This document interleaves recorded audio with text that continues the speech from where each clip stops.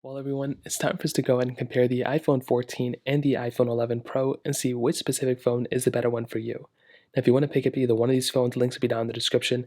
You can get them from there. You can help support the channel at the same time. Now, side by side, you can definitely kind of tell that there's a lot of similarities here for sure. On the front of the iPhone 11, this phone came out in 2019, and it was the flagship of that time. And this was a 5.8-inch Super Retina OLED display, and it was a pretty good panel when it first came out. 60 hertz, nothing super crazy. It's still pretty high resolution, still is a pretty good display, and the notch is still there, but it's still there on the 14. And I used this phone for about a year in 2019 to 2020, and this was probably one of my favorite phones I've ever used. And this display still kind of holds up. It's not a big deal in my opinion. The 14, on the other hand, has a 6.1-inch Super Retina XDR OLED display. It's a little bit bigger than the iPhone 11 Pro, but it's not really that big of a difference. I also feel like the display on the 14 doesn't look as sharp or as good as the 11 Pro. Could be just me, I don't know, but I definitely do think this display may actually be in a little bit better. You have a notch up top still. It's a little bit smaller than the 11 Pro, but it sticks out a little bit more, so it's kind of interesting how they did that. And both panels are at 60 hertz.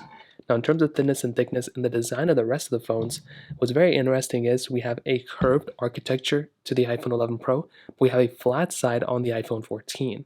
So the interesting thing here is that with the 11 Pro, it's like this metallic feeling thing on the 11 Pro, which feels really nice. The 14, on the other hand, is just like this aluminum build. It's not a crazy big deal, but it is one of those things that can be kind of an annoying thing.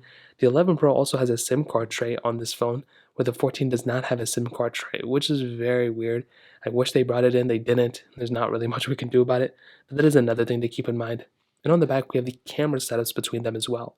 So we have glass backs on both. The iPhone 11 Pro has the triple camera setup. The 14 has a dual camera setup. Now the glass backs are different. We have like the standard glass back on the iPhone 14, where the iPhone 11 Pro has that frosted glass back, which feels really good. I love that feeling on the 11 Pro.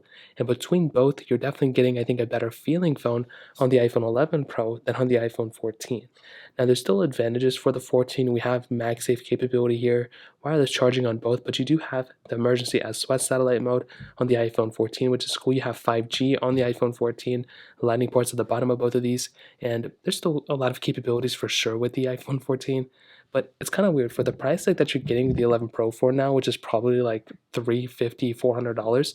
It's actually pretty insane to me how good of a premium phone the 11 Pro is still over the iPhone 14.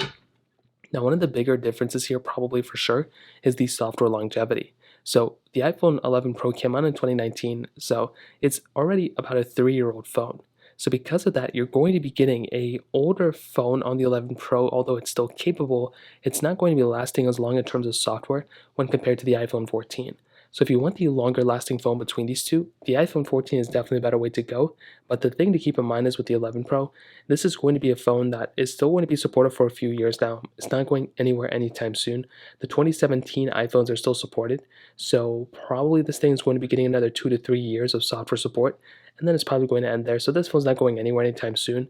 The iPhone 14 is definitely going to be the one, though, that if you want the longer lasting phone, this is the one that probably will make the most amount of sense for me to recommend to people. So in terms of that, that kind of covers it up there too.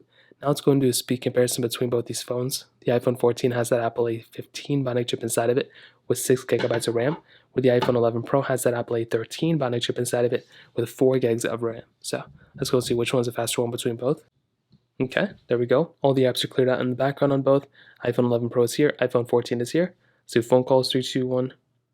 About the same thing, music 3, 2, 1. Probably going to get different pop-ups than we didn't, and definitely the iPhone 14 was the faster one there. Let's go and hop out of here. Let's go into the App Store, 3, 2, 1. And the iPhone 11 Pro was slightly slower there. Scrolling through, let's see if there's a difference. And again, when you're scrolling through, you don't really notice those big of differences, but both these panels are at 60 hertz, but they look very smooth still, which is really nice. Hopping out of here, podcast 3, 2, 1. 14, I think, slightly faster there. Apple TV 3, 2, 1. I think the 11 Pro was faster there a little bit. Clock 3, 2, 1. About the same thing. Photos 3, 2, 1. Okay, hopping out of here. Camera 3, 2, 1. Let's go take a photo. Let's go and open up that photo. Slightly faster on the iPhone 14. Settings. Even on settings, it's like faster on the iPhone 11 14, which is very interesting. Scrolling over, let's see what other apps we have on both. Let's go and get into it. Temple Run 2, 3, 2, 1. Now, even on that loading panel in the first one, we saw that 14 was faster there by a little bit too. Got into that pop-up. I tried my best to kind of click continue as fast as possible, but we can kind of see that even if it didn't have that pop-up, it still would have probably been faster on the iPhone 14. Hopping out of here, let's go and get into Fruit Ninja, which I do not have. Let's go and get into Facebook, 3, 2, 1. Okay, iPhone 14 faster, stack, 3, 2, 1. Totally messed this one up. Let's go and load up on both anyways so we can get into the rate management portion. So let's get into the Snake First blocks, 3, 2, 1. And the iPhone 14 was faster there by a little bit. Hopping out of here, Netflix, 3, 2, 1. And the 14 was the slightly faster one too. Let's go into Quizlet, which I don't have either one. Instagram, 3, 2, 1. 14 was faster. Twitter, 3, 2, 1. iPhone 14 again is the faster one. I want to see if I have Genshin Impact here, and I don't. That would have been a lovely game to try out. And it looks like we do not have it, which is very sad. Let's go and try Thank You, 3, 2, 1. And honestly, when it comes down to it, it's quite obvious the iPhone 14 is probably going to be the faster one when it comes down to it. And loading speeds and gaming and everything is going to be faster. But I have seen that I've gotten pretty good gameplay and experience from the iPhone 11 Pro as well. But you're going to be getting the smoother and faster one from the iPhone 14 when it comes down to it. So in terms of that kind of covers it up there. Now in terms of the cameras up between them, I've kind of said this earlier today too, but the iPhone 11 Pro's camera is still pretty decent. You have a triple camera setup here, wide, ultra-wide, and telephoto lens. The iPhone 14 has a wide and ultra-wide lens. Now you can do 4K at 60 on the front and the back of both these.